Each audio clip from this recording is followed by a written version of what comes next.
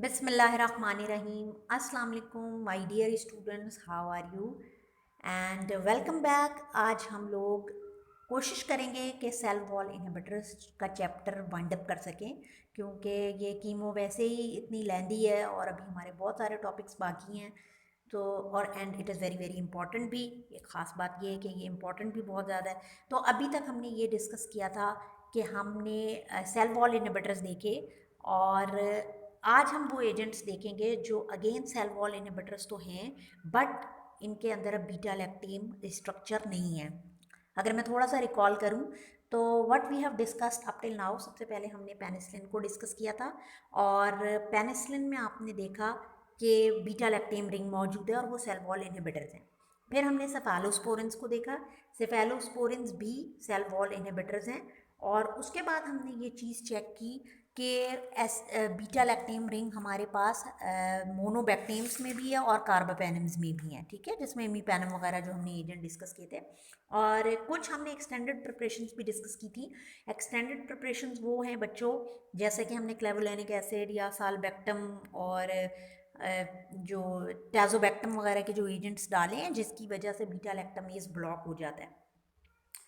अब हम वो एजेंट डिस्कस करने जा रहे हैं, वो इंपॉर्टेंट एजेंट्स जो कि सेल वॉल इनहिबिटर्स हैं, जैसा कि वेंकोमाइसिन की मैं बात कर रही हूँ यहाँ पर, जो कि सेल वॉल इनहिबिटर्स हैं, बट इनमें बीटा लैक्टेम रिंग अब मौजूद नहीं है, ठीक है।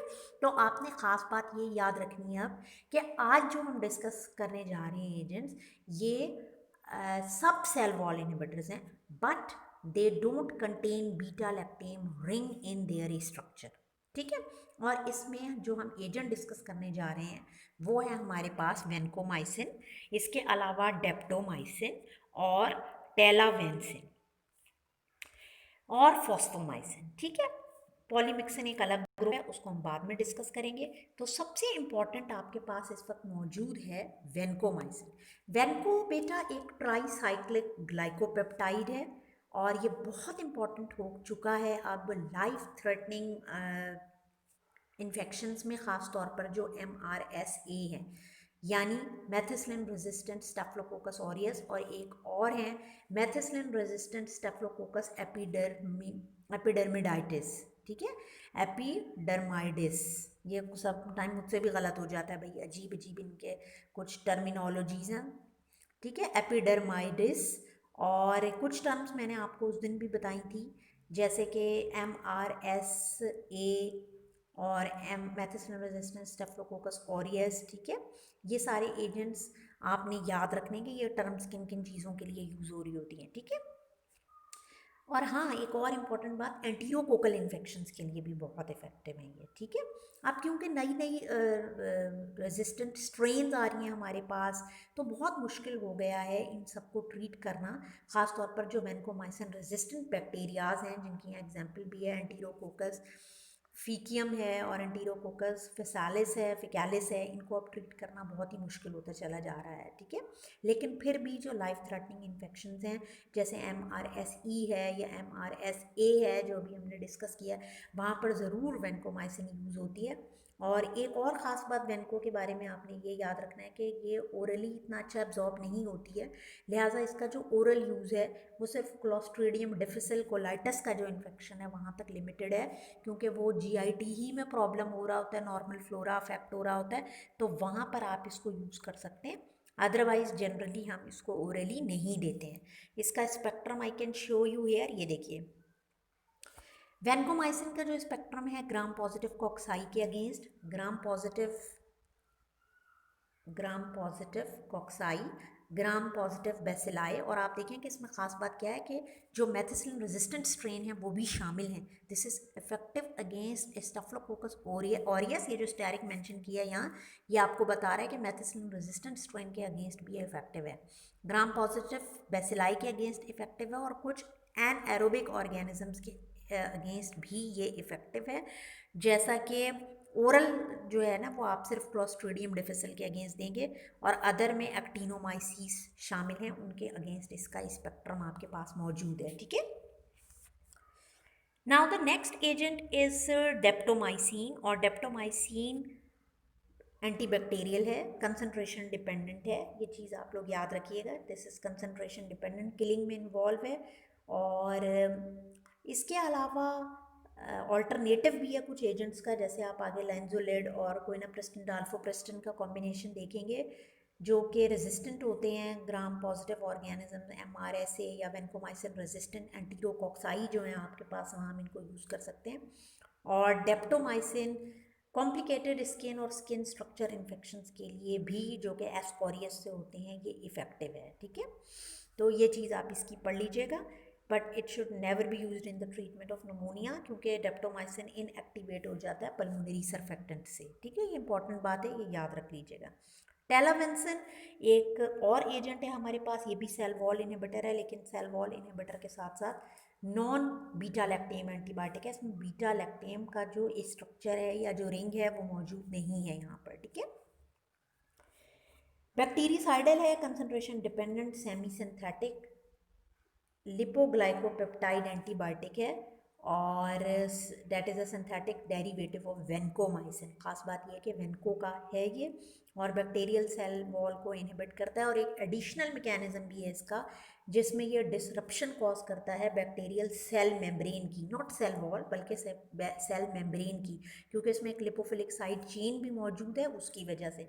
तो ये ऑल्टरनेटिव हो सकता है वेनको का, डेप्टो का, लाइंजोलेड का, स्किन या स्किन स्ट्रक्चर इन्फेक्शंस जो होते हैं ना उनमें, ठीक है। जैसे अभी हमने पहले बात की कि डेप्टोमाइसिन भी स्किन स्ट्रक्चर में, स्किन के जो इन्फेक्शंस होते हैं या स्किन स्ट्रक्चर के जो इन्फेक्शन होते हैं वहाँ ये यूज़ हो सकता है। तो इसी तरह से ये उसका ऑल्टरनेटिव के तौर पर यूज़ हो सकता है, ओके। और हॉस्पिटल एक्वायर्ड और वेंटिलेटर एसोसिएटेड जो बैक्टीरियल नमूनिया है, वहाँ पर जब ऑल्टरनेटिव ट्रीटमेंट सूटेबल ना हो तो आप इसको लास्ट चॉइस के तौर पर वहाँ पर सिलेक्ट कर सकते हैं। ये वाली जो बात है इसको आप पढ़ लीजिएगा। और इनके जो एडवर्स इफेक्ट्स हैं वो आप खुद पढ़ लीजिए कि कहाँ कहाँ ये एडवर्स इफेक्ट कॉज कर सकता है। इसमें कुछ ऐसे समझाने की बात नहीं है। स्पेक्ट्रम को हम इसका ज़रूर डिस्कस कर लेते हैं। ये देखो, ये यहाँ पर डेप्टोमाइसिन का स्पेक्ट्रम शो किया हुआ है, और डेप्टोमाइसिन में ग्राम पॉजिटिव कॉक्साई है हमारे पास, और इसके अलावा ग्राम पॉजिटिव बेसिलाई है, साइनोबैक्टीरियम है। सिर्फ ये इन्हीं के ही अगेंस्ट इफेक्टिव है जो आपका डेप्टोमाइसिन है, ठीक है। नेक्स्ट एजेंट हमारे पास फॉस्फोमाइसिन आता है, उसके बाद हम इस समरी के ऊपर चलते हैं। फॉस्फोमाइसिन भी बैक्टीरिसाइडल है, और ये भी सिंथेटिक डेरिवेटिव है फॉस्फोनिक एसिड का। और ख़ास बात यह है कि इसका मैकेनिज्म ऑफ एक्शन क्या है कि ये भी बैक्टीरिसाइडल है, क्योंकि और बैक्टीरिया की सेल वॉल जो है उसको प्रॉपरली बनने नहीं देता।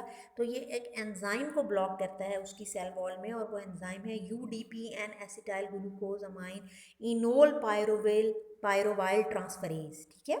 UDP-N acetyl glucosamine enolpyruvyl transferase. ये बेसिकली क्या कर रहा होता है, जो पेप्टाइडोग्लाइकेन की जहाँ सिंथेसिस हो रही होती है, ये उस स्टेप को कैटालाइज करता है एंजाइम, और ये उस एंजाइम को ब्लॉक कर देता है आपका फॉस्फोमाइसिन, जिसकी वजह से सेल वॉल प्रॉपरली काम नहीं कर सकती है। इंडिकेटेड है ये यूरिनरी ट्रैक इन्फेक्शन में, जो कि कॉज होते हैं by E coli and by E फेकालिस, यानी एस्कैरिका कोलाई और एस्कैरिकिया फेकालिस के ज़रिए से। इसका यूनिक स्ट्रक्चर है, मैकेनिज्म ऑफ एक्शन है, ठीक है। और क्रॉस रेजिस्टेंस के चांसेस इसीलिए कम होते हैं क्योंकि इसकी एक अपनी मैकेनिज्म है। और आप इसके एडवर्स इफेक्ट्स को यहाँ पर देख लीजिएगा, इसको पढ़ लें कि क्या इसके एडवर्स इफेक्ट्स हैं, किस तरह से ये काम कर रहा होता है, ठीक है। नेक्स्ट है हमारे पास पॉलीमिक्सिन। और देखो, पॉलीमिक्सिन को यहाँ पर इन्होंने तो इस तरह से लिख दिया है, लेकिन मैं आपको एक बात यहाँ पर पॉलीमिक्सिन के हवाले से ये गाइड कर दूँ कि polymyxin is not a cell wall inhibitor, ठीक है।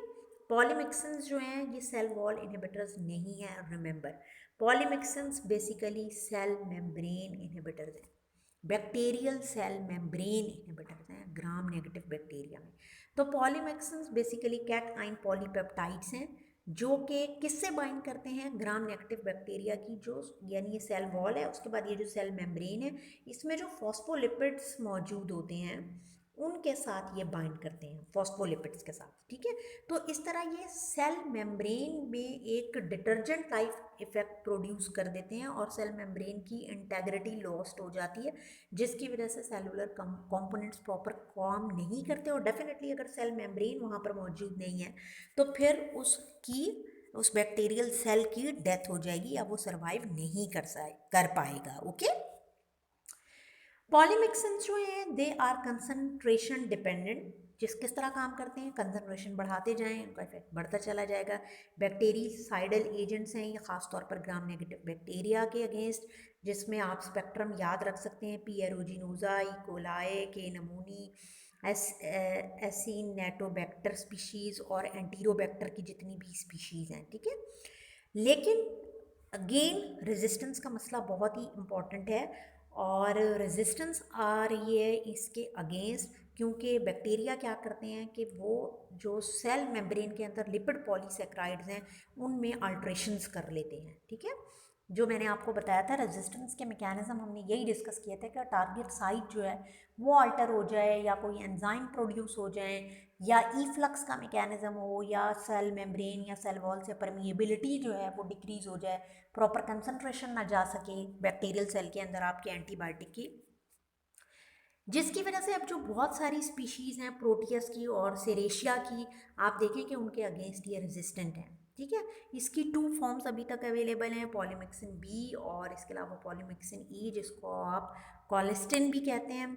और पॉलीमिक्सिन बी जो है ये पेरेंटल, ऑफ्थेल्मिक और टॉपिकल में अवेलेबल है, जबकि कॉलिस्टिन जो है ये अवेलेबल है आपके पास प्रो ड्रग के तौर पर, और इसको हम आईवी या इनहेल्ड एज ए नेबुलाइज़र के तौर पर इसको यूज़ करते हैं। लेकिन अगेन इनकी टॉक्सिसिटी है, इनका टाइम बहुत लंबे अरसे तक आप इनको यूज़ नहीं कर सकते हैं। ख़ास तौर पर जो आपको प्रॉब्लम आता है इनके साथ, क्योंकि नेफ्रोटॉक्सिसिटी का प्रॉब्लम और न्यूरोटॉक्सिसिटी का प्रॉब्लम उनके लॉन्ग टर्म एसोसिएटेड यूज़ के साथ कनेक्टेड है, इसीलिए हम इनको बहुत कॉमनली यूज़ नहीं करते हैं, ठीक है। आपको केयरफुल डोजिंग करनी होगी इनके एडवर्स इफ़ेक्ट्स की, इसकी सेफ्टी और एफिकेसी को देखते हुए।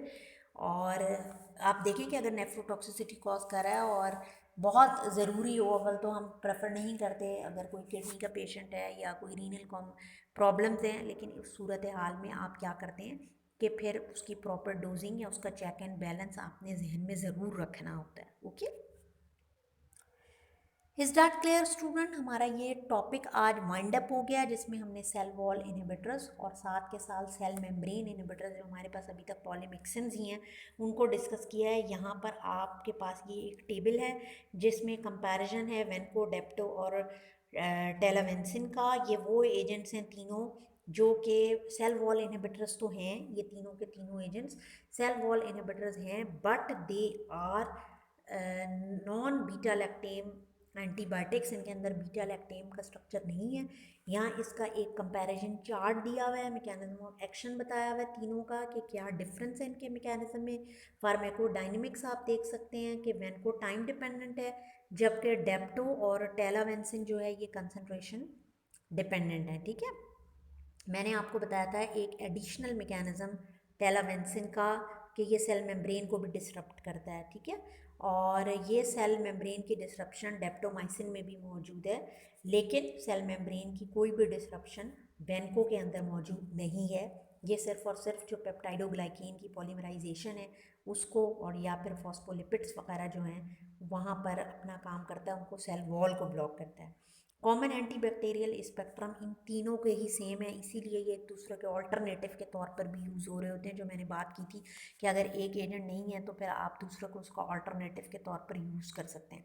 अगर यूनिक इनका स्पेक्ट्रम की बात की जाए तो यू कैन सी के क्लॉस्ट्रीडियम डिफिसिल सिर्फ ओरल के तौर पर आप वेनको को दे सकते हैं, और जो वेनकोमाइसिन रेजिस्टेंट हैं ई फेकालिस और ई फैकियम वहाँ पर आप इनको दे सकते हैं, यानी वेनकोमाइसिन रेजिस्टेंट इकोलाई की जो स्पीशीज़ हैं, स्कैरिकिया की जो स्पीशीज़ है ना वहाँ पर। और कुछ आइसोलेट्स हैं जो एंटीरोकॉक्साई, वेनकोमाइसिन रेजिस्टेंट एंटीरोकॉक्साई के हैं, वहाँ पर आप टेलावेंसिन को दे सकते हैं।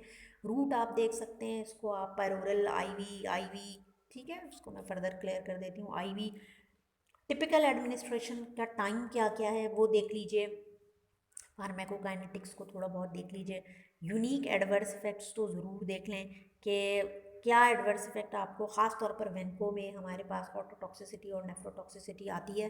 रेड मैन सिंड्रोम जिसको फ्लशिंग कहते हैं, बिल्कुल पर्सन रेड हो जाता है, फीवर और चिल्स हो रहे होते हैं, मायल्जिया और हेपेटिक ट्रांसअमाइनेजेस, क्रिएटिनिन वगैरह ये सब बढ़ जाते हैं, इनको आपने प्रॉपरली देखना होता है। और टेस्ट डिस्टर्बेंसेस, क्यूटीसी प्रोलोंगेशन वगैरह टेलावेंसिन के साथ आता है, ये आपने यहाँ देखना है। की लर्निंग पॉइंट्स को आप पढ़ लीजिए कि यहाँ पर आपने क्या की लर्निंग पॉइंट देखने हैं। वेनको ड्रग ऑफ चॉइस है, severe MRSA methicillin resistant Staphylococcus aureus के अगेंस्ट, और ओरल में हम इसको क्लॉस्ट्रिडियम डिफिसिल में यूज़ करते हैं। और रेजिस्टेंस कैसे होती है, अगर प्लाज्मा मीडिएटेड चेंजेस आ जाएं परमिएबिलिटी में, तो वहाँ पर रेजिस्टेंस आ सकती है। ठीक है, सीरम ट्रफ कंसनट्रेशन आपने उसकी सेफ्टी और एफिकेसी के लिए मॉनिटर करने होते हैं। क्योंकि डेप्टोमाइसिन पल्मोनरी सर्फेक्टेंट से इनएक्टिव हो जाती है, जो हमने डिस्कस किया था, तो हम इसको नमूनिया में नहीं देते हैं। और टेलावेंसिन को आपने उन पेशेंट में जिनको रीनल डिसफंक्शनिंग है, क्रिएटिनिन क्लियरेंस अगर लेस देन 50 ml पर मिनट है, तो वहाँ आप इसको नहीं दे सकते हैं। ठीक है, प्रॉपर आपने उसका चेक एंड बैलेंस रखना है, और इसकी डोजिंग को ख़ास तौर पर जहन में रखना है अगर कोई ऐसी कंडीशंस हैं, और अदरवाइज़ हम कोशिश करते हैं कि हम अवॉइड करें कि उन कंडीशंस में इनको ना दे सकें। ओके, तो this is the end students. और बहुत अच्छा होता है कि अगर आप ये चैप्टर पढ़ लें और उसके बाद ये एंड पे जो MCQs दिए हुए होते हैं, अगर आप इन MCQs को डिस्कस कर लें तो ये बहुत बहुत अच्छा होता है। फॉर एग्जांपल कि मैं इस वक्त एक क्वेश्चन आप लोगों के साथ वैसे ही डिस्कस करती हूँ और आप मुझे बताएं कि किसको आंसर पता है।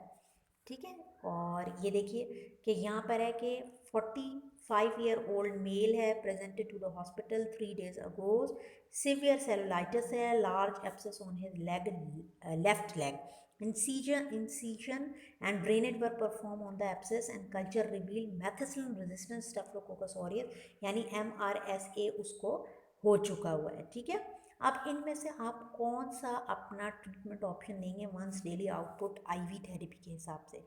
एल्टापेनम है, या फिर सेफ्टेरोलीन है, डेप्टोमाइसिन है, पाइप्रसलिन है, या पाइप्रसलिन और टेजोबैक्टम का जो कॉम्बिनेशन है वो आपके पास मौजूद है, तो आप किसको प्रेफर करेंगे? ठीक है, डेफिनेटली आप यहाँ पर डेप्टोमाइसिन को देंगे। अभी अभी हमने इसको डिस्कस किया है, क्योंकि डेप्टोमाइसिन जो है, क्योंकि आप स्किन की बात कर रहे हैं, एब्सेस हुआ हुआ है और कल्चर भी ले रहे हैं और मेथिसिलिन रेजिस्टेंट स्ट्रेन की बात कर रहे हैं, तो डेफिनेटली कि आप प्रेफर करेंगे वहाँ पर डेप्टोमाइसिन को। ठीक है, और डोजिंग भी इसकी अच्छी है। तो इस तरह से ही आप MCQs को ज़रूर यहाँ पर सॉल्व कर लिया करें। आ सॉर्ट ऑफ प्रिपरेशन होती है आपकी, इसको आप अच्छे से प्रिपरेशन कर लीजिए यहाँ पर। और इसके अलावा कैटजन की जो बोर्ड रिव्यू है उसके अंदर भी कुछ क्वेश्चंस दिए हुए होते हैं, आप उन क्वेश्चंस को भी वहाँ से बहुत अच्छे से रिवाइज कर सकते हैं। So student, this was all about the cell wall inhibitors, और इंशाल्लाह नेक्स्ट टाइम हम अपना नेक्स्ट टॉपिक स्टार्ट करेंगे। आप इसको ज़रूर गो थ्रू कर लीजिए, कोई भी क्वेश्चन हो हम उसको डिस्कस कर लेंगे इंशाल्लाह ताला अपने इंटरेक्टिव सेशन में। Thank you for being with me, take care and अल्लाह हाफिज़।